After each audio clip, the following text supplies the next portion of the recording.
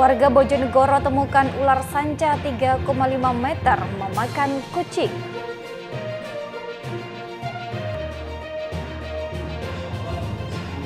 Kakak Bupati Tuban raih suara tertinggi DPRD Jatim, tembus 130.000 suara. Assalamualaikum warahmatullahi wabarakatuh, pemirsa JTV Bojonegoro. Senang sekali Sketsa Bengawan edisi hari ini kembali hadir menjumpai Anda. Selain dua berita utama tadi, kami juga akan menyajikan berbagai informasi penting dan menarik lainnya dari Bojonegoro dan sekitarnya. Bersama saya Soraya Sarah, mari kita ikuti Sketsa Bengawan selengkapnya.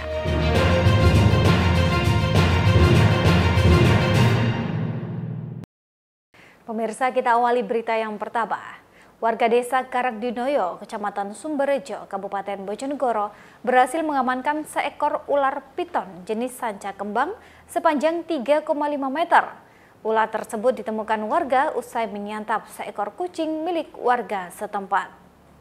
Seekor ular piton jenis sanca kembang sepanjang 3,5 meter menggegerkan warga desa Karangdinoyo, Kecamatan Sumberjo, Kabupaten Bojonegoro usai ditemukan makan seekor kucing milik warga setempat Selasa 20 Februari 2024 siang. Berdasarkan informasi yang dihimpun, kronologi bermula saat salah seorang warga hendak pergi ke sawah. Namun di tengah jalan menemukan seekor ular sanca sepanjang 3,5 meter usai menerkam kucing. Babin Kamtibmas Desa Karangdinoyo, Aibda Yudi mengungkapkan saat melintas di lokasi, warga yang hendak pergi ke sawah itu melihat adanya ular sedang memakan seekor kucing warga. Selanjutnya warga mengamankan ular bernama Latin Malaeopiton reticulatus itu diwadahi jaring dan kemudian dibawa pulang ke rumah dan melaporkan ke Dinas Damkar Pos Mbaurno untuk diamankan oleh pihak yang berwenang. Ada sebuah laporan dari warga telah ditemukan adanya ular sanca kembang sepanjang 3,5 meter tadi malam. Setelah ditangkap oleh warga, diamankan di salah satu rumah warga. Dan kemudian tadi melapor kepada saya selaku Babin Kamtibmas, saya laporkan kembali ke Dinas Pemadam Kebakaran Pos Mbaurno, sehingga petugas dari pemadam kebakaran tadi ke lokasi untuk mengamankan ular tersebut dan kemudian akan diamankan di Pos Pemadam Kebakaran Mbaurno. Sementara itu, Danru Damkar Pos Mbaurno Jarot mengatakan pihaknya bersama dua anggota lainnya segera mendatangi lokasi dan kemudian melakukan evakuasi ular. Setelah melakukan evakuasi, kemudian ular dibawa ke pos damkar dan kemudian akan dilepas kembali ke alam yang letaknya jauh dari pemukiman warga. Dinas Damkar Kabupaten Bojonegoro, tepatnya Pos Bantu Mbaurno, mendapatkan laporan dari warga Karangdinoyo adanya ular panjangnya berapa tadi Pak? 3,5. Panjangnya 3,5. Untuk saat ini mau dibawa ke pos, selanjutnya mau diamankan di Pos Mbaurno dulu, baru dilepas ke habitatnya atau hutan. Samsul Alim, JTV, Bojonegoro. Sementara itu, Satreskrim Polres Ngawi berhasil mengamankan pelaku pencurian HP korban kecelakaan di Tol Ngawi beberapa waktu lalu. Kedua pelaku diamankan di rumahnya yang ada di wilayah Kabupaten Karanganyar, Jawa Tengah. Tim Tiger Satreskrim Polres Ngawi mengamankan dua orang pelaku tindak pidana pencurian HP milik korban kecelakaan di jalur Tol Ngawi beberapa waktu lalu. Kedua pelaku pencurian Paidi, 50 tahun, warga desa Karangturi, Kecamatan Gondang Rejo, Karanganyar, Jawa Tengah, yang merupakan petugas kebersihan ruas tol Colomadu Ngawi, dan Triyatno, 29 tahun, yang merupakan kepala dusun Bisondea, Karangturi, Kecamatan Gondang Rejo, Karanganyar, yang diduga sebagai penadah atau yang membeli barang hasil curian itu.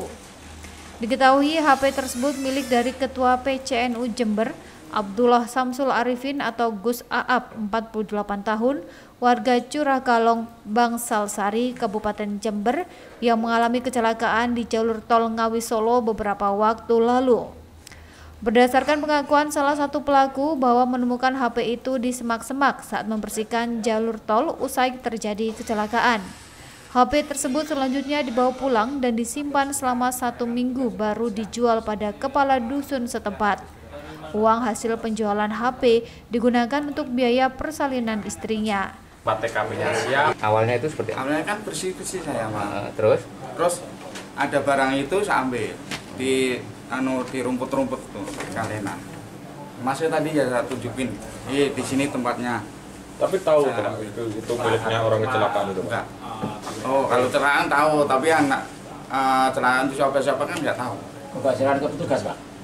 Nggak ada petugasnya, udah nggak ada. Terus setelah diambil, Bapak ini HP kemana kan? Di rumah saya pulang. Dijual? Enggak.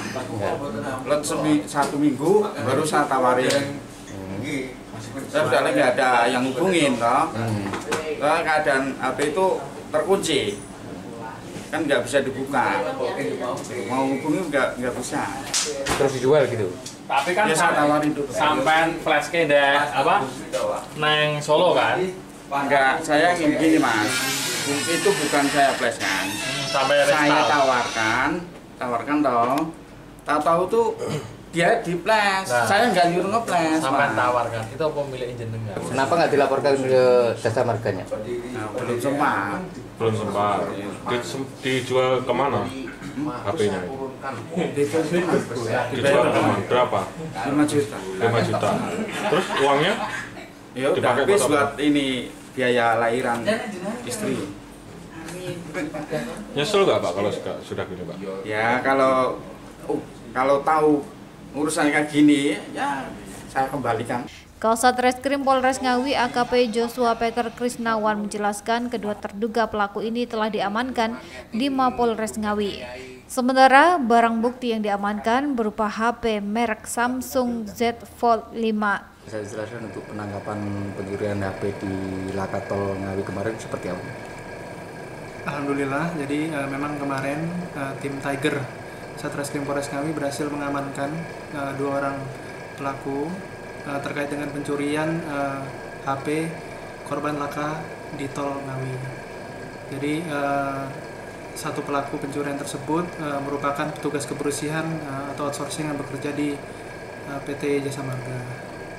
Lalu hasil dari pencurian tersebut dia menjual kepada salah satu perangkat desa di Jawa Tengah. Kemudian kami amankan kedua pelaku beserta dengan barang bukti, yaitu 1 unit handphone Samsung Z Fold 5.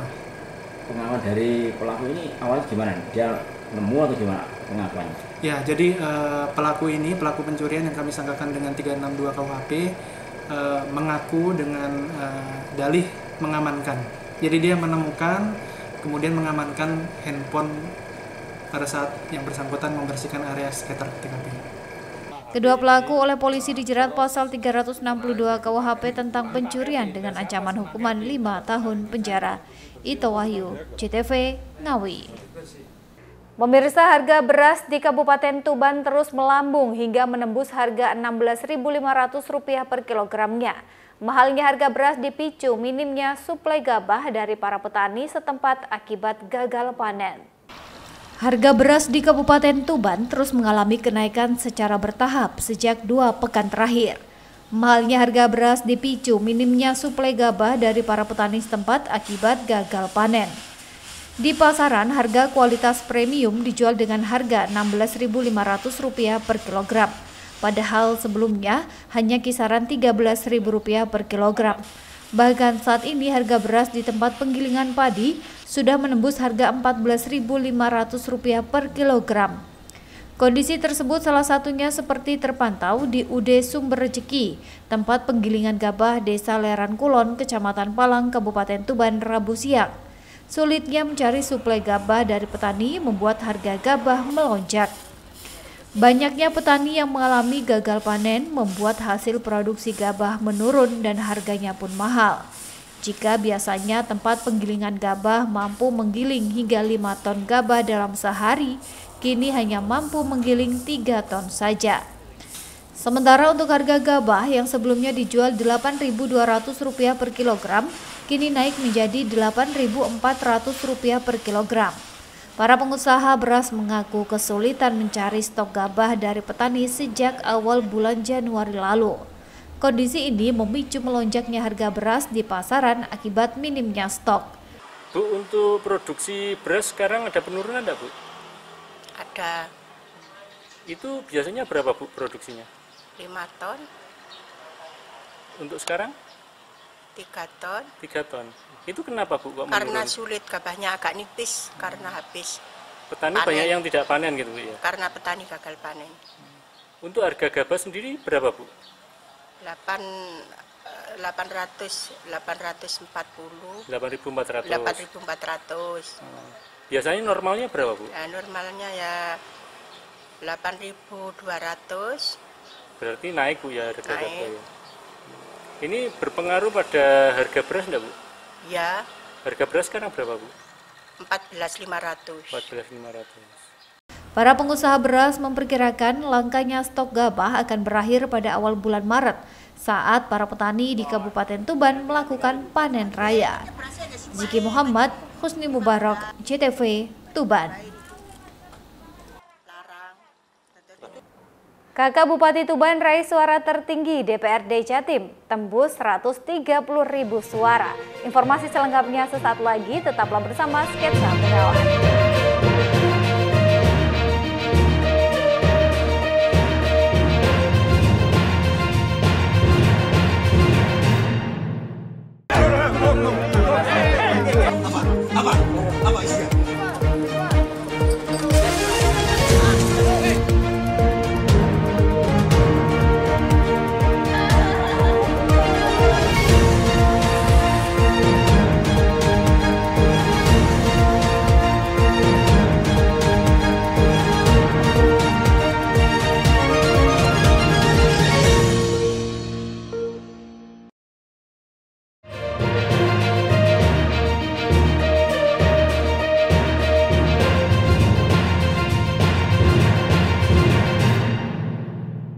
Terima kasih pemirsa, Anda masih bersama Sketsa Bengawan. Aulia Hani Mustikasari, kakak dari Bupati Tuban Aditya Halindra Faridski, hampir dipastikan melenggang menjadi DPRD Provinsi Jawa Timur, Dapil Jatim 12 Tuban Bojonegoro. Putri sulung mantan Bupati Tuban 2 periode Haini Relawati tersebut juga diprediksi mendapatkan suara tertinggi di atas 134.000 suara. Aulia Hani Mustikasari, kakak dari Bupati Tuban Aditya Halindra Faridski, hampir dipastikan melenggang menjadi DPRD Provinsi Jawa Timur, Dapil Jatim 12 Tuban Bojonegoro. Pantauan data Realcon dari website resmi KPU Rabu siang, putri sulung mantan Bupati Tuban 2 periode Haini Relawati tersebut mendapatkan suara tertinggi 134.313 suara. Jumlah perolehan suara Aulia Hani diprediksi akan tembus 150.000 suara, mengingat data rekap yang masuk baru sekitar 84,38%. Meski demikian, secara akumulasi, perolehan suara Partai Golkar berada di peringkat kedua. Posisi pertama diduduki PKB dengan total 221.503 suara. Golkar berada di posisi kedua dengan raihan 202.622 suara. Sedangkan posisi ketiga sampai kelima secara berurutan ditempati oleh Partai Gerindra dengan 101.242 suara, Demokrat dengan 66.528 suara, dan PDIP dengan 66.311 suara. Dari sebanyak 7 kursi yang tersedia di DPRD Jatim, Partai Golkar dan PKB diprediksi akan mendapatkan masing-masing 2 kursi. PKB diprediksi akan meloloskan Fauzan Fuadi dan Muhammad Mukni. Sementara Golkar meloloskan Aulia Hani dan Freddy Purnomo. Sedangkan Gerindra dalam hitungan sementara ini meloloskan incumbent Budiono. Partai Demokrat meloloskan Sri Wahyuni dan PDIP diisi oleh pendatang baru Oni Setiawan. Namun nama caleg yang lolos dari ketiga partai terakhir masih berpeluang berubah, mengingat persaingan di internal partai cukup ketat. Prediksi lolosnya Aulia Hani menjadi DPRD Jatim menjadikan pondasi kuat keluarga Bupati Tuban Aditya Halindra Faridski di kancah politik nasional. Pasalnya sang ibu Haini Relawati juga hampir dipastikan lolos menjadi DPR RI dengan raihan suara tertinggi di Dapil Jatim 9 Tuban Bojonegoro dengan 135.893 suara. Sementara itu, pihak Komisi Pemilihan Umum atau KPU hingga saat ini dan beberapa hari ke depan masih akan melakukan rekapitulasi perolehan suara di tingkat kecamatan. Salah satunya seperti yang terpantau di kantor Kecamatan Tuban Kota Rabu siang. Dari rasio jumlah TPS yang kami lakukan kemarin dari pertama, kedua, ketiga hari ini kira-kira masih ada 2 sampai 3 hari lagi, sehingga kami akan rekap dilakukan sekitar 5 sampai maksimal 6 hari sehingga tidak sampai 7 hari. Harapan kami seperti itu. Kita pakai 2 panel. Kita pakai 2 panel. Karena kalau 3 panel nanti khawatir kami tidak bisa fokus sehingga tidak bisa maksimal hasilnya. KPU menghimbau agar semua pihak menahan diri serta menunggu rekapitulasi berjenjang yang dilakukan mulai dari tingkat TPS, kecamatan, kabupaten hingga provinsi. Ziki Muhammad, Husni Mubarak, JTV, Tuban. Sementara itu Partai Golkar dan Partai Kebangkitan Bangsa diprediksi akan mendapatkan masing-masing 2 kursi DPR RI dari Jatim 9 Tuban Bojonegoro. Caleg yang lolos tersebut diantaranya adalah mantan Bupati Tuban Haini Relawati dan mantan Bupati Bojonegoro Ana Muawanah serta pengusaha muda Eko Wahyudi dan tokoh Muslimat NU Ratna Juwitasari. Partai Golkar dan Partai Kebangkitan Bangsa atau PKB mendominasi perolehan suara DPR RI Dapil Jawa Timur 9 Tuban Bojonegoro. Berdasarkan hasil real count di website resmi Komisi Pemilihan Umum hingga Selasa siang pukul 13.00 waktu Indonesia Barat, Golkar mendominasi di Kabupaten Tuban, sementara PKB menjadi jawara di Kabupaten Bojonegoro. Data yang masuk dari sebanyak 6.595 TPS atau 82,77%, Partai Golkar masih menduduki posisi teratas dengan raihan 294.800 suara. Suara tertinggi diraih mantan Bupati Tuban 2 periode, Haini Relawati dengan 134.463 suara. Kemudian disusul caleg pendatang baru Eko Wahyudi dengan perolehan suara 84.915 suara. Sementara posisi kedua diduduki oleh PKB dengan raihan 255.458 suara. Suara terbanyak disumbang oleh caleg asal Tuban, Ratna Juwitasari, dengan 82.725 suara, atau unggul tipis di atas mantan Bupati Bojonegoro Ana Muawanah yang mendapat 82.179 suara. Sementara peringkat ketiga dan keempat masing-masing adalah Gerindra dengan 115.803 suara, dan PDIP dengan total 101.960 suara. Keempat partai tersebut diprediksi akan mengantarkan calegnya ke Senayan. Partai Golkar diprediksi mengantarkan 2 kursi untuk Haini Relawati dan Eko Wahyudi. Sementara PKB juga akan mendapatkan 2 kursi untuk Ratna Juwita dan Ana Muawanah. Sedangkan kursi DPR RI Gerindra diprediksi akan diisi oleh Wihadi dan kursi PDIP akan diduduki oleh Abidin Fikri. Dominasi Partai Golkar dan PKB di Dapil Tuban Bojonegoro membuat pertahanan dari Partai Demokrat Didik Mukrianto hampir dipastikan tumbang. Partai besutan SBY tersebut diprediksi tidak mendapat kursi karena perolehan suaranya merasa jauh dibandingkan dengan pemilu 2019 lalu. Meski demikian, pihak KPU Tuban dan Bojonegoro menghimbau agar semua pihak menahan diri serta menunggu rekapitulasi berjenjang yang dilakukan mulai dari tingkat TPS, kecamatan, kabupaten hingga provinsi. Ziki Muhammad, Husni Mubarak, JTV, Tuban. Pemirsa, sebuah tempat pemungutan suara di Kabupaten Ngawi terpaksa harus melakukan hitung ulang surat suara DPRD Provinsi. Hal ini lantaran dilakukan terjadi selisih suara yang tidak sah. Kejadian khusus terjadi pada proses rekapitulasi suara di tingkat Panitia Pemilihan Kecamatan atau PPK di Kabupaten Ngawi. Hal ini setelah terjadi aksi protes dari saksi terhadap selisih surat suara tidak sah untuk DPRD Jawa Timur. Komisioner Bawaslu Ngawi, Anita Setia Mega Putri, membenarkan adanya penghitungan suara ulang saat proses rekapitulasi di TPS 05 Desa Karangtengah. Penghitungan ulang ini karena selisih penghitungan antara form C1 terhadap surat suara tidak sah DPRD Jawa Timur. Menurutnya, hanya ada selisih 1 suara tidak sah.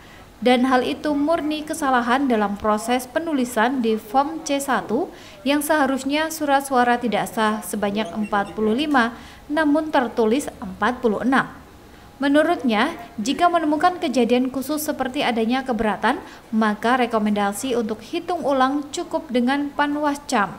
Itu ada selisih suara yang tidak digunakan atau rusak, sehingga ada perhitungan ulang untuk mencocokkan suara yang sah itu di mana, sehingga ketemu yang suara yang tidak sah, selisih antara ketemu di suara sah tidak sah.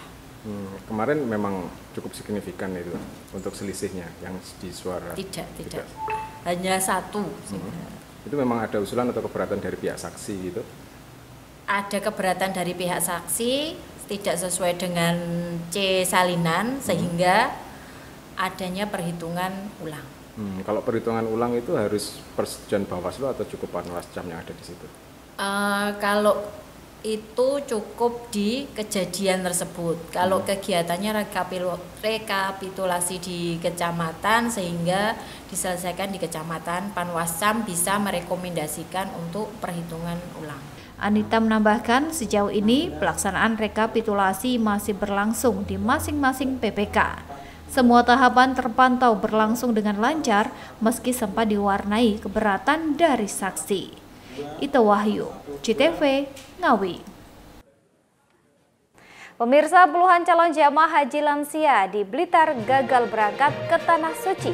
Informasi selengkapnya sesaat lagi.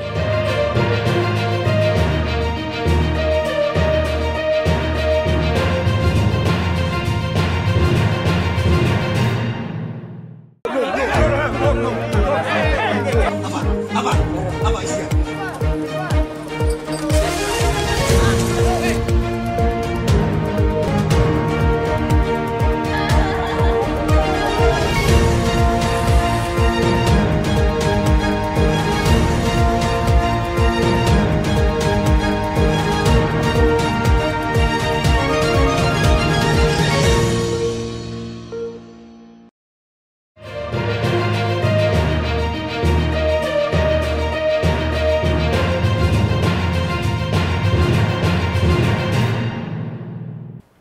Terima kasih pemirsa, Anda masih bersama Sketsa Bengawan. Sebanyak 31 calon jamaah haji asal Kabupaten Blitar yang telah berusia lanjut atau lansia dipastikan batal berangkat ke Tanah Suci pada pelaksanaan ibadah haji tahun 2024 ini. Berbagai hal penyebab mereka batal berangkat, diantaranya meninggal dunia, sakit, dan tidak memenuhi syarat istitoah. Kantor Kementerian Agama Kabupaten Blitar mencatat pada pelaksanaan ibadah haji tahun 2024 ini ada sebanyak 31 calon jamaah haji asal Kabupaten Blitar yang dipastikan batal berangkat ke Tanah Suci. Berbagai faktor menjadi penyebab, diantaranya meninggal dunia karena sakit dan tidak memenuhi syarat istitoah atau kondisi jamaah yang tidak memungkinkan berangkat, baik aspek kesehatan maupun finansial. Kepala Seksi Penyelenggara Haji dan Umrah Kementerian Agama Kabupaten Blitar, Kamim Tohari, mengatakan, tahun ini Kabupaten Blitar mendapatkan kuota haji sebanyak 1.165 orang, terdiri dari kelompok reguler 851 orang, lansia 66 orang, dan cadangan 248 orang.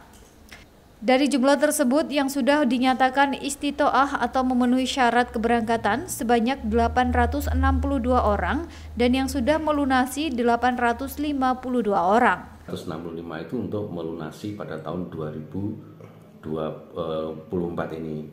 Kemudian dari 1165 itu terdiri dari 3 kelompok jamaah, yakni yang pertama adalah kelompok reguler, jamaah reguler yang terdiri dari 851 jamaah, kemudian ada 66 itu adalah kelompok prioritas lansia, kemudian ada kelompok cadangan adalah kelompok 200, jumlahnya adalah 248. Di prioritas lansia ada 31 jamaah yang tidak bisa berangkat, dinyatakan tidak bisa berangkat dikarenakan satu adalah meninggal, yang kedua adalah sakit permanen yang tidak bisa menyatakan tidak berangkat, kemudian juga tidak istiqoah.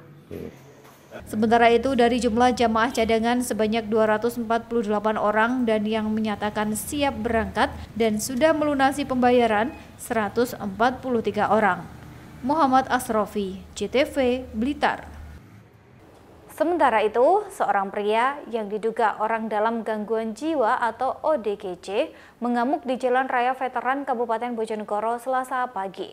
ODGJ tersebut memukul sejumlah pengguna jalan dengan pohon bambu. Warga yang resah kemudian ramai-ramai menangkapnya. Warga yang melintas di Jalan Veteran, tepatnya di depan terminal Kabupaten Bojonegoro, dibuat heboh dengan aksi yang dilakukan oleh seorang pria yang diduga merupakan orang dalam gangguan jiwa atau ODGJ pada Selasa pagi. Dalam video amatir terlihat bahwa ODGJ tersebut berkeliaran di Jalan Raya Veteran sambil membawa sebatang bambu di tangannya. Bahkan salah satu pengendara yang melintas sempat terkena pukul oleh ODGJ tersebut dan mengenai kepalanya. Beruntung pengendara yang dipukul tidak terjatuh dari sepeda motornya. Aksi yang dilakukan oleh ODGJ ini membuat warga resah sehingga mereka beramai-ramai untuk menangkapnya. Huda, salah seorang warga, mengaku jika orang dalam gangguan jiwa menyerang sejumlah pengendara yang melintas. Bahkan 3 pengendara yang melintas, motornya rusak lantaran terkena pukulan bambu ODGJ tersebut. Ada 3 orang dari? Ya, yang saya tahu 3 orang, tapi sebelum saya udah ada lagi. Itu diketahui orang mana, Mas? Nggak tahu. Saya. Itu posisi tadi berada di mana? Di Jalan Veteran depan ini. Terminal. Itu saya. Capek? Enggak, kalau anak kecil tadi motornya yang kena. Sama ibu. Nah, kenanya saya kurang nggak begitu ini ya, nggak begitu lihat. Yang jelas dia kena gitu aja. Setelah berhasil diamankan warga, ODGJ tersebut kemudian diserahkan kepada pihak kepolisian. Warga berharap ODGJ tersebut dibawa ke rumah sakit jiwa agar tidak kembali meresahkan warga. Edo Jody Aldian, JTV, Bojonegoro. Kita beralih ke berita selanjutnya. Sebuah truk trailer bermuatan pupuk yang tengah parkir di halaman gudang tiba-tiba mundur tanpa sopir di Ngawi. Akibatnya seorang kenek tewas terlindas truk trailer yang sebelumnya juga menabrak pagar gudang. Sejumlah warga dan petugas kepolisian berupaya mengevakuasi seorang kenek yang terlindas roda belakang truk trailer pengangkut pupuk.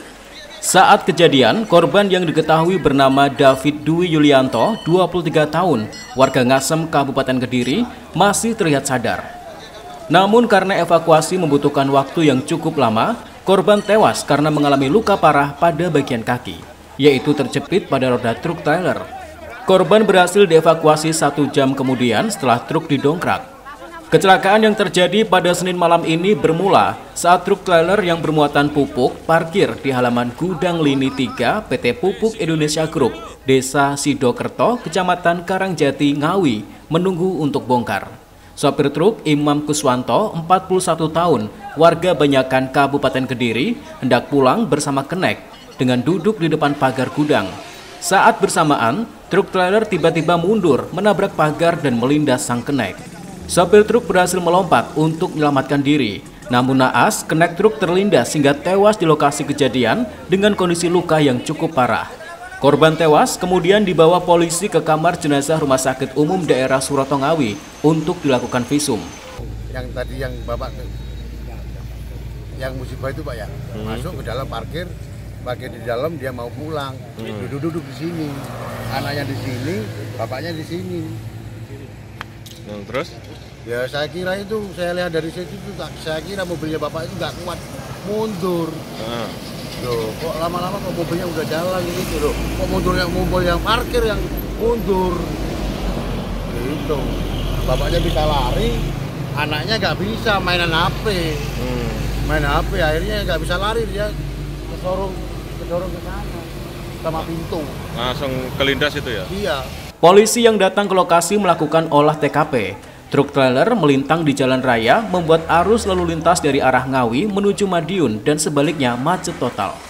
Hingga kini polisi masih menyelidiki penyebab truk trailer itu berjalan mundur tanpa sopir dengan memeriksa sejumlah saksi dan keterangan dari sopir. Meluncur mundur dengan sendirinya tanpa sopir dan menabrak pagar kemudian di pinggir jalan itu ada pejalan kaki yang mau naik kendaraan umum. Terus terlindas itu? Terlindas. Untuk kondisi korban seperti apa tadi? Kondisi korban patah kaki kiri dan meninggal di TKP. Ada berapa orang tadi yang terlindas itu? Satu orang. Itu posisinya ditinggal pengemudinya itu? Ditinggal pengemudinya. Ito Wahyu, CTV Ngawi. Pemirsa, berita tadi sekaligus menjadi penutup kita dalam sketsa Bengawan edisi hari ini. Jangan lupa untuk memfollow akun media sosial kami di bawah ini. Untuk kritik dan saran dapat Anda sampaikan melalui alamat email di bawah ini. Akhir kata, saya bersama kerabat kerja bertugas pamit undur diri dari hadapan Anda. Terima kasih atas kebersamaannya. Wassalamualaikum warahmatullahi wabarakatuh. Salam CTV Bojonegoro.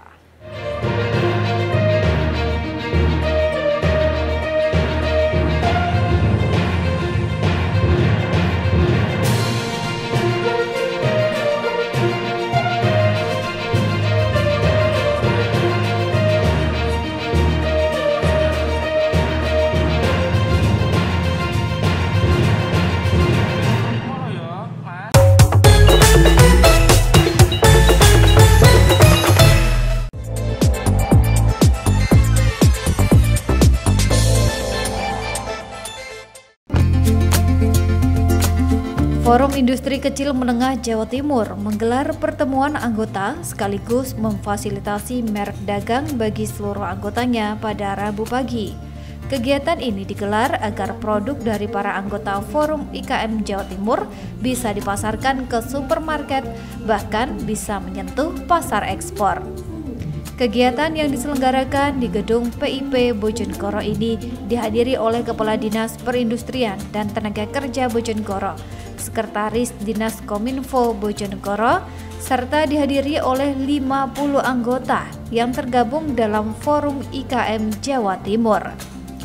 Selain menggelar pertemuan, para anggota Forum IKM Jawa Timur mendapatkan fasilitas dari Dinas Perindustrian dan Tenaga Kerja Kabupaten Bojonegoro seputar materi bagaimana cara proses pengajuan merek dagang produk sehingga nantinya merek produk yang diajukan dapat lolos dan terdaftar di Kemenkumham. Fasilitasi merek dagang sendiri sangat penting bagi para pelaku IKM. Lantaran jika produk yang dimiliki sudah terdaftar di Kemenkumham, maka sudah mempunyai dasar hukum yang sangat kuat. Serta mengurangi resiko jika nanti brand usaha pelaku IKM disalahgunakan oleh pihak yang tidak bertanggung jawab, maka bisa dihindari kerugian bagi sang pemilik itu sendiri sebagai orang yang memiliki hak atas brand produk tersebut. Materi fasilitas pengajuan merek produk yang diberikan oleh Dinas Perindustrian dan Tenaga Kerja Bojonegoro sangat disambut antusias para anggota yang tergabung di Forum IKM Jawa Timur. Dengan sangat cermat, para anggota menyimak secara keseluruhan penyampaian materi yang diberikan. Bahkan di sela diskusi, para pelaku IKM juga diberikan kesempatan untuk menanyakan kesulitan maupun kendala yang selama ini dihadapi dalam pengajuan merek dagang produk mereka. Ketua Forum IKM Jawa Timur, Sylvia Meris Retnowati mengatakan, pertemuan rutinan bulanan bagi anggotanya ini sekaligus memfasilitasi merek gratis bagi anggotanya sehingga dapat dipasarkan di supermarket modern, bahkan tidak menutup kemungkinan bisa menyentuh pasar ekspor. Adanya fasilitas merek dagang gratis sangat disambut baik olehnya. Pasalnya, fasilitas tersebut dapat meningkatkan kepercayaan diri bagi anggota IKM untuk bisa bersaing dengan produk olahan baik di Kabupaten Bojonegoro bahkan hingga luar Kabupaten Bojonegoro. Hari ini Forum IKM Jatim Bojonegoro kebetulan mengadakan acara pertemuan anggota bulanan sekaligus fasilitasi merek gratis buat anggota yang nantinya akan bisa nge-branding produk mereka untuk bisa dipasarkan di supermarket modern dan juga tidak menutup kemungkinan buat ekspor. Ini acara hari ini seperti itu. Ada sekitar berapa anggota Bu yang hadir pada kegiatan hari ini? Hari ini yang hadir ada sekitar 50-an orang ya, dan dihadiri oleh Kepala Dinas Disperinaker, juga dari Kepala Dinas Infokom yang diwakili oleh Bapak Nanang. Dan untuk anggota yang difasilitasi ada sekitar 20 orang fasilitasi merek gratis dari Disperinaker. Untuk anggota sendiri Bu, mempunyai produknya apa saja sampai sejauh ini jenis-jenisnya? Kalau produknya rata-rata makanan itu snack-snack ya. Ada mulai dari keripik singkong, keripik pisang, terus juga selain itu mereka ada juga di bidang craft. Craft itu ya rajut ada, terus gedebok pisang, yang diantaranya gitu ya kalau produk dari teman-teman Forum IKM Jatim. Sementara itu, Kepala Dinas Perindustrian dan Tenaga Kerja Kabupaten Bojonegoro, Weli Fitrama, sangat mengapresiasi kegiatan tersebut lantaran dapat meningkatkan kapasitas bagi pelaku IKM, terutama dalam memfasilitasi merek dagang yang dihasilkan oleh IKM di Bojonegoro. Di Bojonegoro sendiri, ada sekitar 11.000 lebih IKM, baik makanan, minuman, dan kerajinan, yang saat ini masih menjadi PR bersama dalam perizinan yaitu NIB maupun merek dagang produk untuk menjamin kepastian hukum. Dinas Perindustrian dan Tenaga Kerja Bojonegoro mendapatkan fasilitas dan dukungan penuh dari Pemkab Bojonegoro berupa pendaftaran merek di tahun 2024 ada sebanyak 347 kuota yang dapat dimanfaatkan bagi UMKM di Bojonegoro. Weli berharap para pelaku IKM bisa lebih semangat untuk naik kelas dalam meningkatkan produk yang dihasilkan agar dapat diminati oleh masyarakat Bojonegoro maupun luar Bojonegoro. Jika para pelaku IKM belum memiliki merek produk, bisa datang ke Dinas Perindustrian dan Tenaga Kerja Bojonegoro untuk mengajukan pendaftaran. Nantinya para pelaku IKM akan didampingi dan dibimbing secara penuh hingga pengajuan merek produk bisa terdaftar serta mempunyai badan hukum.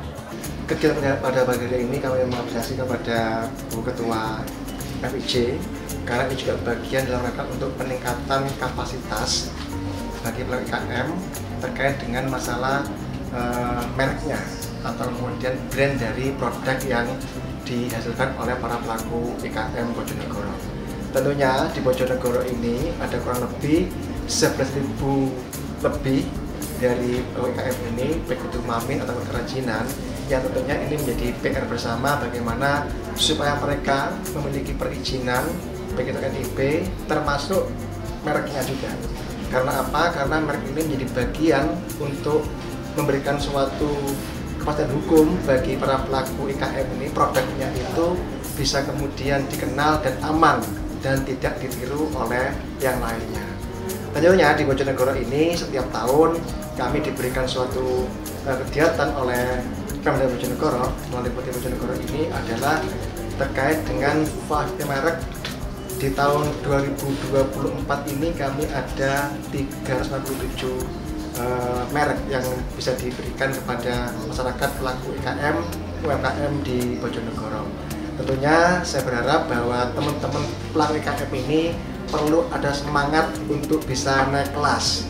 Karena apa? Karena pada saat kemudian semua sudah terpenuhi, terus mereknya ini harus meningkatkan produksinya dan juga harus percaya diri bahwa produk yang kita hasilkan itu merupakan produk yang bisa diminati dan dibeli oleh masyarakat baik di Bojonegoro ataupun di luar Bojonegoro. Setelah menggelar pertemuan dan mendapatkan fasilitas materi pendaftaran merek dagang, para anggota IKM langsung berbondong-bondong mendaftarkan produk mereka. serta sebagian lagi memperbaiki sejumlah persyaratan pendaftaran produk yang belum terpenuhi. Edo Jadi Aldian, JTV, Bojonegoro.